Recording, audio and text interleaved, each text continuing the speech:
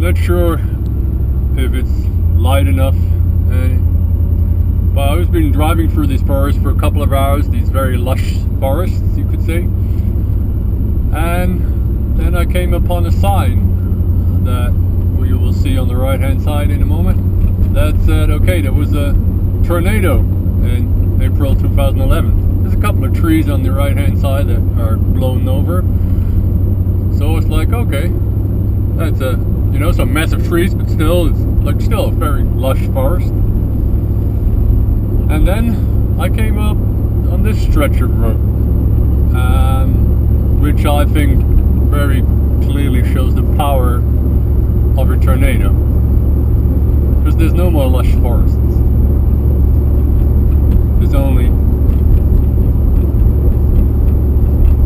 trees, broken down, fallen down.